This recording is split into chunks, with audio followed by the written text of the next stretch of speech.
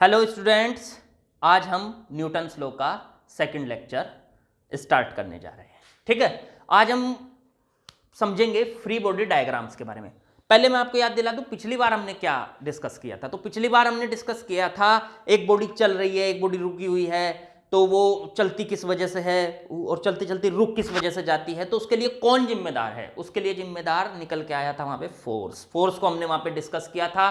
Types of force को discuss किया था। टाइप्स ऑफ फोर्स बहुत सारे होते हैं, मैंने वहां भी कहा था, लेकिन हमने कुछ गिने चुने डिस्कस किए थे जो अभी हमें यहाँ पे यूज होने हैं, जो आगे सिलेबस में आते जाएंगे वो आपको पता चलते जाएंगे। तो सबसे पहले अब हम यहां से शुरुआत करते हैं। आज हम फ्री बॉडी डायग्राम्स का डिस्कशन करेंगे। फ्री बॉडी डायग्राम एक ऐसा स्ट्रक्चर जिसके अंदर आपको वो फोर्सेस जो हैं उनको वेक्टर की फॉर्म में आपको शो करना होता है। मतलब फ्री बॉडी डायग्राम में हमें जितने भी उस पे फोर्स लगे हुए, अब जितने भी का मतलब ये नहीं कि आप ये कहने लगो कि सर उसके मॉलिक्यूल्स में भी फोर्स लग रहा है, उसके एटम्स में, इलेक्ट्रॉन्स में और प्रोटॉन में भी फोर्स लग रहा है, वो नहीं लगाना है यार। बाहर से जो हमें दिखाई देगा, जो उसके मोशन को अफेक्ट कर रहा है, उन फोर्सेस को हमें शो करना है उस डायग्राम के अंदर। तो मान लीजिए ये एक नॉर्मल ब्लॉक रखा हुआ है, ये एक नॉर्मल ब्लॉक रखा हुआ है m मास का ब्लॉक। अब मैं ये कहूं कि इसका सर डायग्राम बनाओ, तो डायग्राम बनाएंगे इसका फ्री बॉडी डायग्राम, जिसमें मैंने कहा कि फ्री बॉडी डायग्राम वो डायग्राम होते हैं। डायग्राम तो सर ये भी है, पर ये फ्री बॉडी डायग्राम नहीं, ये नॉर्मल डायग्राम है जो उसने दिया हमको। अब इसको फ्री बॉडी डायग्राम हम बनाते हैं।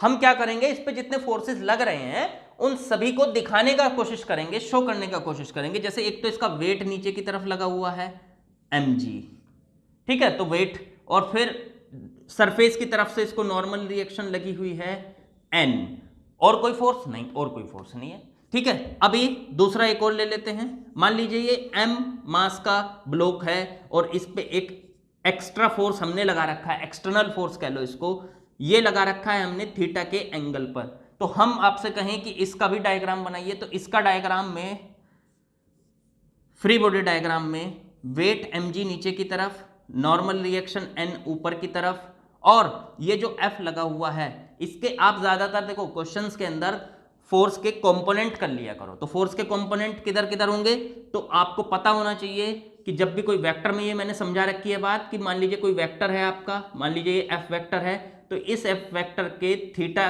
और थीटा इसके साथ एंगल है, ये वाला, ये जो नीचे वाली लाइन है इसके साथ इसका एंगल थीटा, या एक्स एक्सिस के साथ इसका एंगल थीटा कह लीजिए। तो एक्स की डायरेक्शन में इसका कंपोनेंट हो जाएगा एफ कॉस थीटा, और इसके नॉर्मली हो जाएगा F sine theta, F sine theta. तो इसी तरीके से हम यहां से इसका कंपोनेंट लगा देंगे, तो ये हो जाएगा एफ कॉस थीटा और ऊपर की तरफ हो जाएगा एफ साइन थीटा। और ध्यान रखने वाली दूसरी बात ये भी है, जब इसके कंपोनेंट्स को लगा दोगे तो इसको हटा दोगे, अगर इसको लगाओगे तो कंपोनेंट नहीं लगाओगे, तो इसका जो काम है एफ का वो इस तरफ है इसका, तो इन दोनों का रिजल्टेंट वही तो है एफ। तो रिजल्टेंट ना लगा के हमने कंपोनेंट्स लगा दिए, ठीक है ना। तो कंपोनेंट का जो रिजल्टेंट आएगा वो एफ ही आएगा। तो इन दोनों का जो कंबाइंड असर है वो ये एफ है।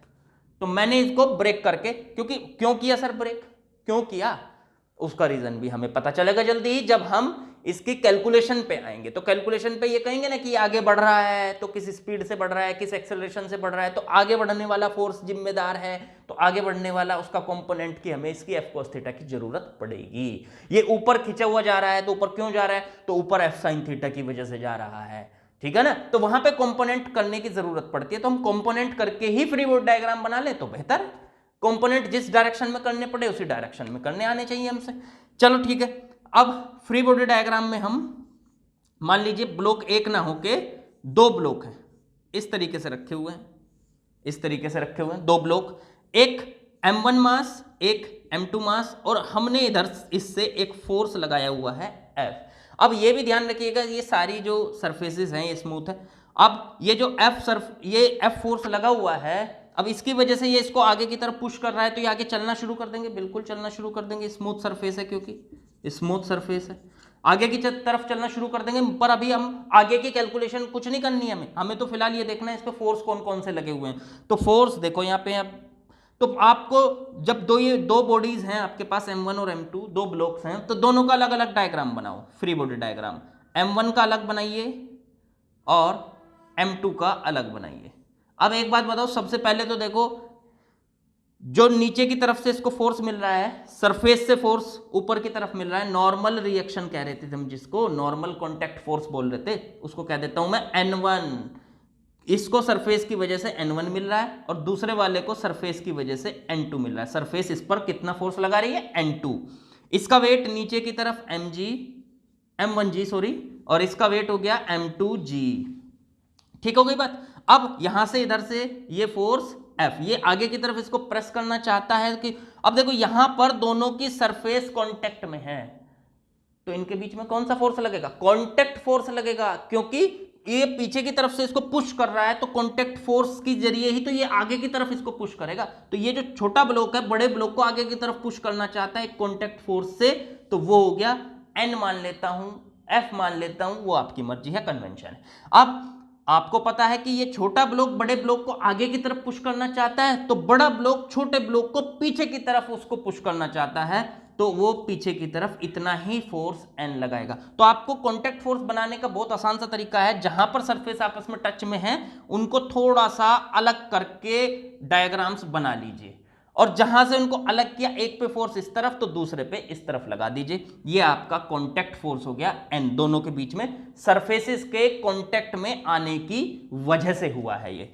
M1G इसका वेट, M2G इसका वेट, नॉर्मल रिएक्शन लगी हुई है, बस सारे फोर्सेस हमने इस पर लगा दिए। बोलो समझ में आ गई होगी बात।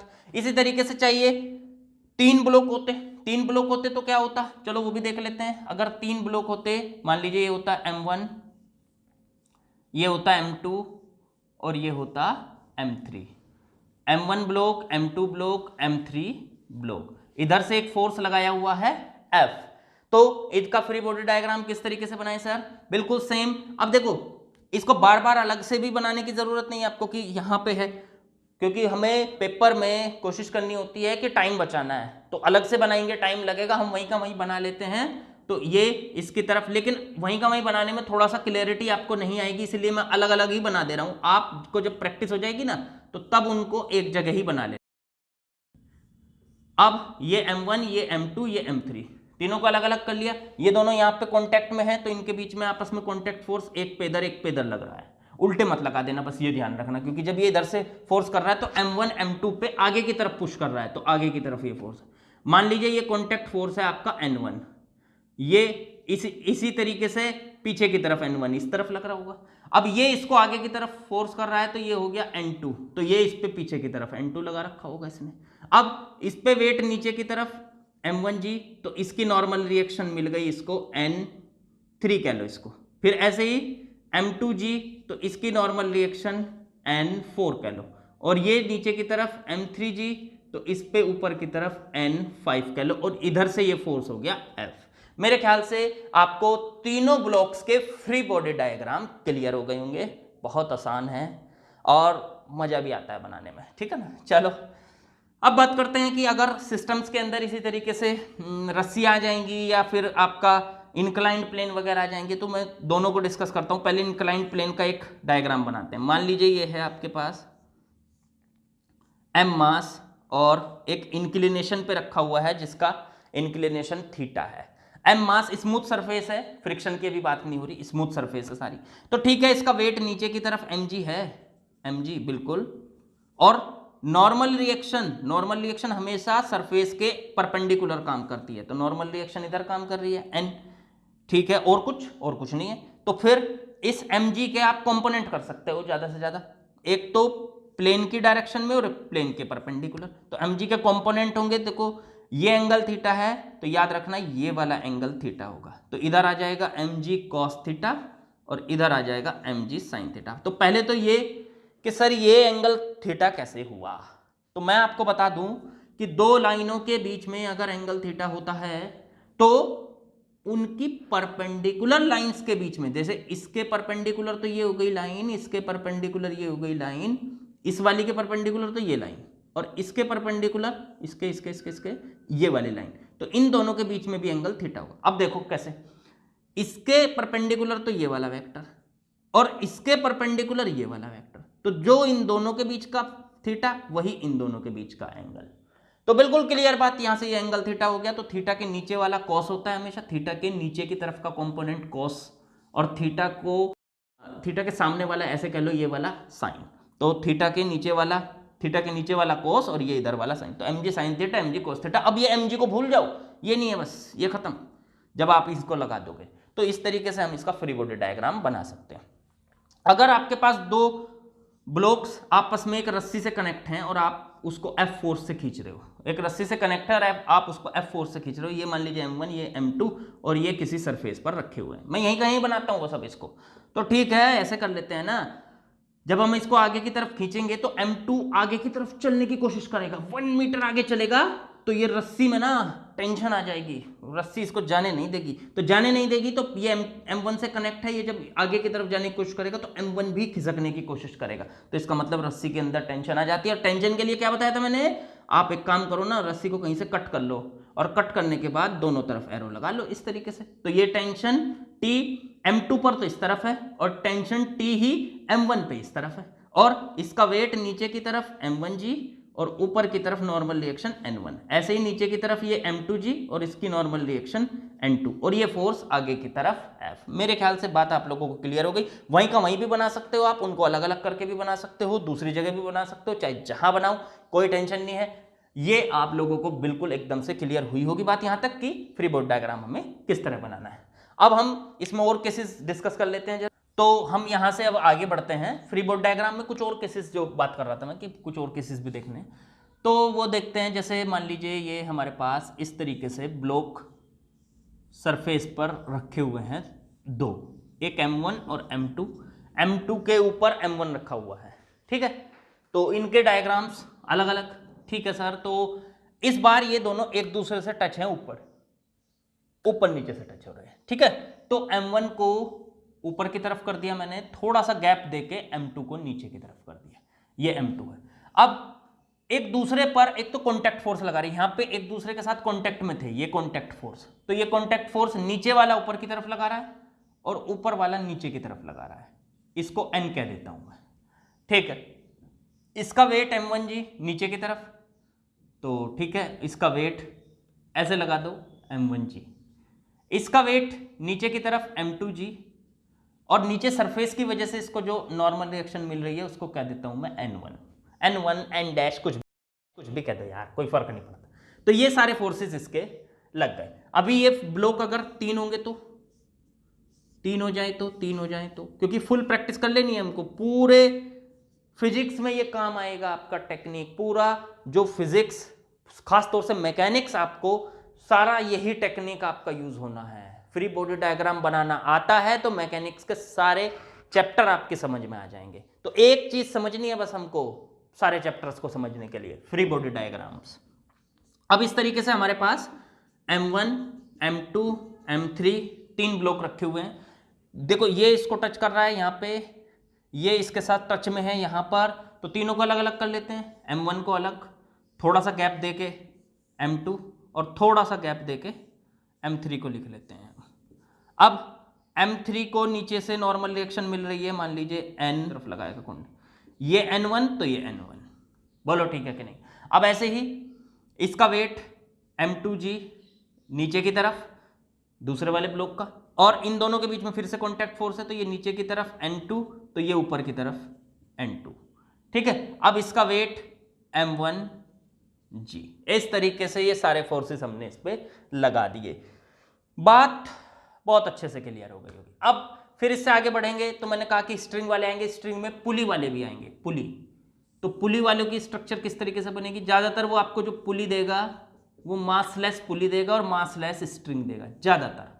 जहां पे वो मासलेस नहीं देगा वहां की कैलकुलेशन थोड़ी सी अलग होगी, नहीं तो मासलेस पुली एंड स्ट्रिंग, तो पुली और स्ट्रिंग ज्यादातर क्या होगी, मासलेस होगी। अब क्या कर रखा हमने, एक पुली लगाई हुई है, पुली के दोनों तरफ M1 और M2 दो ब्लॉक लगाए हुए हैं रस्सी से कनेक्ट करके, बिल्कुल करेक्ट। अब ये ऐसे ऐसे चल सकते हैं, कोई पुली के और इसके बीच में कोई फ्रिक्शन नहीं है, पुली के और रस्सी के बीच में कोई फ्रिक्शन नहीं है, no friction no friction between pulley and rope, pulley और रोप के बीच में कोई फ्रिक्शन। अब डायग्राम बनाते हैं किस किस का, M1 का बन सकता है सर, M2 का बन सकता है और पुली का भी बन सकता है। M1 पहले M2 को यहां से काट लो, यहां से कट करते ही एरो लगा दिया करो इधर भी और इधर भी, और कट करते ही बाहर निकाल लो। तो पहले तो बना दिया M2 का, तो M2G नीचे की तरफ और रस्सी में ऊपर की तरफ टेंशन T, ये T है। अब देखो रस्सी ना मासलेस है, तो मैंने बताया था अभी आपको कि टेंशन पिछले वाले लेक्चर में बताया था कि अगर रस्सी मासलेस होती है ना तो उसकी हर एक पॉइंट पर, रस्सी के हर एक पॉइंट पर जो टेंशन होती है वो एक जैसी होती है, सेम सिमिलर T। तो T है, यहां T है तो इधर भी T होगी, यहां भी T होगी, इस पॉइंट पे भी T होगी, इस पॉइंट पे भी T, सब पे T। ठीक है, चलो T की बात हो गई तो M2G इसको निकाल लिया, टेंशन T इसको दे दी। ठीक है, ये फोर्सेस लगे हुए हैं इस पे, और M1G का बना लो, M1G नीचे की तरफ और टेंशन T ऊपर की तरफ। फिर पुली का बना लो, तो पुली को भी तो कट करके निकालना पड़ेगा ना, हाँ बिल्कुल कट करके निकालना पड़ेगा, यहां से कट करके निकालो तो ऊपर की तरफ ये टेंशन T डैश कह देता हूं मैं इसको, और इधर यहां से कट करके निकाला ये T, तो ये T और ये T, ये पुली का बन गया। तो याद रखने की बात है कि पुली का भी बनाया जा सकता है, ऐसा नहीं कि पुली का नहीं बन सकता। किसी भी कोई भी आपके पास बॉडी है, चाहे वो पुली है, चाहे वो मास है, ब्लॉक्स हैं या कोई सरफेस है, उन सब के फ्री बॉडी डायग्राम बन सकते हैं। बस डायग्राम में हमें क्या बनाना है, उनके ऊपर लगने वाले फोर्सेस शो करने हैं, यही फ्री बॉडी डायग्राम्स हैं हमारे। मेरे ख्याल से बात यहां तक समझ में आ गई होगी। अब इसी को एक और छोटा सा एग्जांपल ले लेते हैं आपका, जैसे पुली इस तरीके से इंक्लाइंड प्लेन पर लगी हुई है, तो इंक्लाइंड प्लेन पर लगी हुई है तो इधर मास m लगा हुआ है और इधर मास 2m लगा हुआ है, और थीटा का ये इंक्लिनेशन है, थीटा का इंक्लिनेशन है। तो हमें ये बताना है कि इनका जो डायग्राम होगा अलग अलग कैसे होगा, तो मैं यहीं पे बता दूं। तो ये नीचे की तरफ इसका 2mg काम करेगा, तो इधर की तरफ इसमें 2mg, इसके कंपोनेंट कर लो, 2mg साइन थीटा और ऐसे लगेगा 2mg कॉस थीटा, और इसी के डायरेक्ट में यहाँ पे इसी के अपोजिट में नॉर्मल रिएक्शन सरफेस से मिल रही होगी n। अब रस्सी को यहाँ से कट करेंगे तो टेंशन T इधर, टेंशन T इधर, रस्सी वही है, टेंशन T इधर, टेंशन T इधर, मासलेस, और इसका वेट नीचे की तरफ mg। तो अगर पुली का डायग्राम निकालोगे और पुली का केवल पुली का डायग्राम निकालोगे तो पुली जहाँ पे यहाँ कनेक्ट है इसकी वजह से यहाँ से इसको पुली को नॉर्मल रिएक्शन मिल रही है n, जहाँ पे कनेक्ट होगी पुली तो वहाँ से पुली को नॉर्मल रिएक्शन मिलेगी n, और इस पे इस तरफ हो गया टेंशन T और इस तरफ हो गया टेंशन T। ठीक है ना, और अगर सिर्फ इसका निकालोगे तो ये बन गया इसका डायग्राम, और इसका निकालोगे तो ये बन गया इसका डायग्राम। तो ये अलग अलग किसी के भी आप डायग्राम बना सकते हो, ब्लॉक्स हो, पुली हो, सरफेस हो, किसी का भी डायग्राम, बस हमें उस पर देखना है कि कितने फोर्सेस लगे हुए हैं वो सारे शो करने हैं। ठीक है ना, बस मैं फिर से वही बात कहूंगा कि जितने फोर्सेस लगे हुए वो सारे नहीं शो हुए हैं, इंटरमोलिक्यूलर फोर्सेस भी हैं, वो भी है, जो इंटरनल फोर्सेस उनकी बात नहीं कर, जो फोर्सेस बाहर दिखाए जा सकते हैं उनको शो कर रहे हैं, जो मोशन में उसके अफेक्ट डाल रहे होंगे। ठीक है, अभी किसी भी क्वेश्चन में हमने अभी फ्रिक्शन की बात नहीं की, तो फ्रिक्शन की भी एक डायग्राम देख लेते हैं। फ्रिक्शन में भी हमें किस तरह से, मान लीजिए ये ब्लॉक है, ब्लॉक को हम आगे की तरफ फोर्स F लगा रहे हैं और ये इस बार रफ सरफेस है, तो रफ सरफेस है तो आपको, और m मास का ये ब्लॉक है, तो इस पे डायग्राम कैसे बनाएंगे, तो मैं यहीं का यहीं बनाऊंगा। इसको आगे ले जाने की कोशिश करेंगे तो फ्रिक्शन इसे, सरफेस इसको जाने नहीं देगी, जाने नहीं देंगे, ठीक है, और पीछे की तरफ फोर्स लगा देंगे आप पर जाने नहीं देंगे। चलो ठीक है, नीचे की तरफ मास mg, ऊपर की तरफ नॉर्मल रिएक्शन n, ये हो गया इस पे फोर्स, तो फ्रिक्शन भी आ जाएगा। फ्रिक्शन हमें लगता है कि जिधर वो ब्लॉक चल रहा है उसके हमेशा अपोजिट काम करता है, ऐसा भी नहीं है कि हमेशा अपोजिट काम करता है, वो तो फ्रिक्शन में डिस्कस करेंगे कि अपोजिट काम करता है उसकी डायरेक्शन क्या होती है। लेकिन फिलहाल ये समझिए कि इसकी ब्लॉक की जो सरफेस की टेंडेंसी आगे बढ़ने की है, तो सरफेस इसको जाने नहीं देती, तो सरफेस इस पे पीछे की तरफ फोर्स लगाएगी। हाँ, यही बात बताई थी कि ये तो ब्लॉक का डायग्राम हो गया। अगर आप सरफेस का फ्री बॉडी डायग्राम बनाएंगे तो सरफेस पे नॉर्मल रिएक्शन का अपोजिट नीचे की तरफ लगेगा, इसके नीचे नहीं बनाता हूँ, यहीं को बना देता हूँ। तो नॉर्मल रिएक्शन का नॉर्मल रिएक्शन का रिएक्शन नीचे की तरफ सरफेस का जब डायग्राम बनाएंगे, और इस फ्रिक्शन का रिएक्शन आगे की तरफ ये बनेगा। तो ये भी हमें ध्यान रखना है कि कहीं कहीं पे हमें सरफेस का अगर बनाना पड़ जाए, सरफेस का टोटल फोर्स निकालना पड़ जाए, पिछले लेक्चर में मैंने इसकी बात की थी, ठीक है ना। तो ये बातें थोड़ा सा समझने की हैं। तो बेटा आगे बढ़ते हैं, इसी में और एक दो केसेस देखते हैं। जैसे मान लीजिए हमारे पास इस तरीके की सरफेस है, ये वी शेप में, और इसमें ये एक एम मास का बॉल रखा हुआ है, राउंड शेप वाला। तो इसका डायग्राम अगर हम बनाएं तो किस तरह बनेगा? Free body diagram. तो फ्री बॉडी डायग्राम सर इसको बाहर निकाल लेते हैं। इसका वेट mg नीचे की तरफ, अब ये यहां पे सरफेस पे टच कर रहा है, तो इस सरफेस ने इसको इधर की तरफ नॉर्मल रिएक्शन दिया हुआ है, ये हो गई इसकी नॉर्मल रिएक्शन n, ठीक है।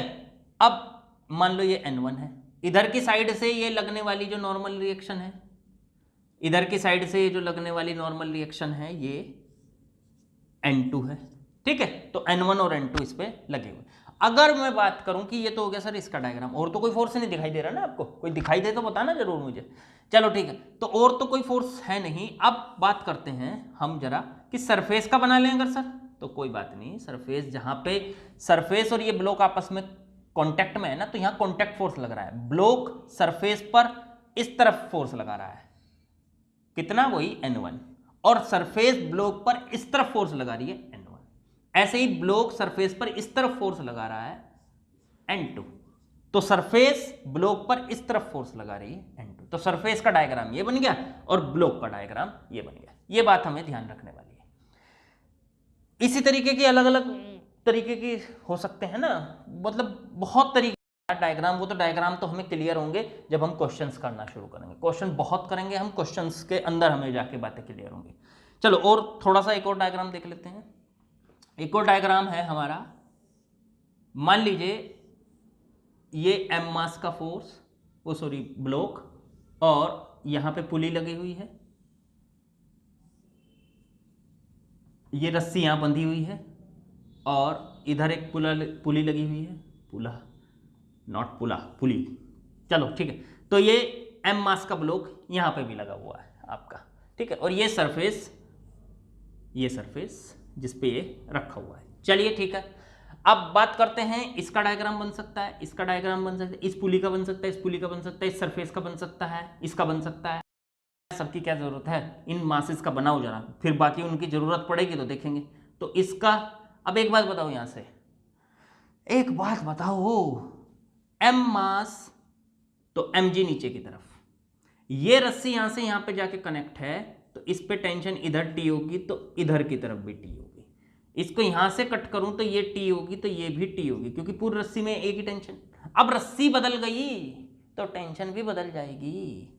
तो यहां से इधर की तरफ टी डैश, इधर की तरफ टी डैश, तो यहां से कट करेंगे तो टी डैश, यहां से कट करेंगे तो T dash, T dash, T dash, हर जगह टी डैश हो गई। चलिए अब बात करते हैं इस mg का। तो इसका वेट नीचे की तरफ mg, सरफेस से मिलने वाली नॉर्मल रिएक्शन n।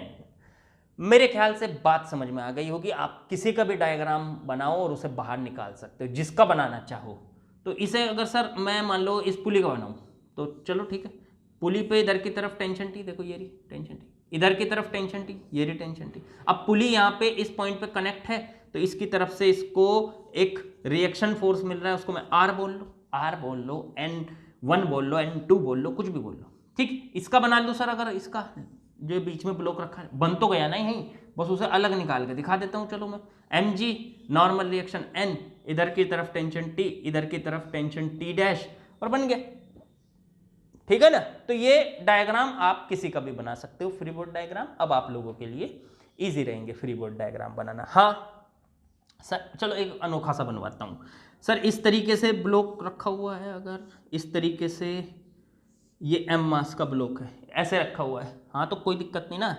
ये एक पॉइंट पे टच कर रहा है इसको, ये सरफेस है और सरफेस को एक पॉइंट पे यहाँ पे टच कर रहा है, कांटेक्ट में है एक पॉइंट पर, तो इस पॉइंट पर कांटेक्ट फोर्स लगेगा, तो सरफेस की वजह से इस पे लगेगा ऊपर की तरफ, तो इसकी वजह से सरफेस पे लगेगा नीचे की तरफ। चलो ठीक है, मुझे तो ब्लॉक पे चाहिए, तो ब्लॉक पे ऊपर की तरफ हो गया ये लग गया नॉर्मल रिएक्शन, और वेट इसका नीचे की तरफ हो गया mg, वेट हो गया नीचे की तरफ mg। इस m को मैं थोड़ा इधर लिख देता हूं ताकि आप कंफ्यूज ना हो। चलो ठीक है, mg नीचे की तरफ, नॉर्मल रिएक्शन इस पॉइंट से ऊपर की तरफ। ऐसा बिल्कुल जरूरी नहीं है कि ये दोनों एक ही डायरेक्शन में हो, ब्लॉक थोड़ा सा झुका हुआ हो तो इस तरीके से वो हुआ, तो इस तरीके से, तो इसका ग्रेविटी का जो सेंटर होगा बीचों बीच यहां होगा, यहां पे लगेगा mg, और नॉर्मल रिएक्शन लगेगी हमेशा इस पॉइंट पे, क्योंकि इस पॉइंट पे टच है तो नॉर्मल रिएक्शन लगेगी इस पॉइंट पे n।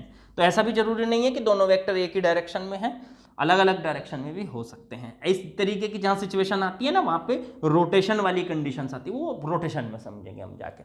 पर मेरे ख्याल से आप लोगों को यहां तक ये बात एकदम से क्लियर हुई होगी।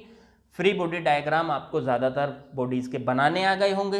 एक केस फील्ड फोर्स का जैसे ले लेते हैं, जैसे मान लीजिए हमारे पास एक इलेक्ट्रिक फील्ड है। अब कहोगे सर इलेक्ट्रिक फील्ड क्या होता है, तो आगे पता चलेगा, 12th में जाएंगे जब फील्ड फोर्स लगता है, इलेक्ट्रिक फोर्स लगता है इलेक्ट्रिक फील्ड के अंदर, तो जब इसके अंदर किसी चार्ज को रखते हैं प्लस क्यू, तो उस पर एक फोर्स काम करने लगता है Q इंटू ई, ये जो फोर्स लगता है, तो उसके डायग्राम में हमें Q इंटू ई को भी दिखाना पड़ेगा। तो ये फील्ड फोर्स वगैरह भी आएंगे और आपके मैग्नेटिक फोर्स वगैरह भी आएंगे, तो वो सारे डिस्कस टाइम के साथ साथ हम करते जाएंगे। अब फ्री बॉडी डायग्राम का ये आपको लेक्चर कैसा लगा है कमेंट करके मुझे बताइएगा, ठीक है। कोई सजेशन हो तो बताइएगा, वीडियो को लाइक भी कर दिया। और फिर दूसरी बात यह है कि सब्सक्राइब तो करना बनता ही है, हम इतनी मेहनत करके आपको लेक्चर्स प्रोवाइड करा रहे हैं, तो सब्सक्राइब कीजिए, दोस्तों के साथ शेयर कीजिए। Okay, thank you.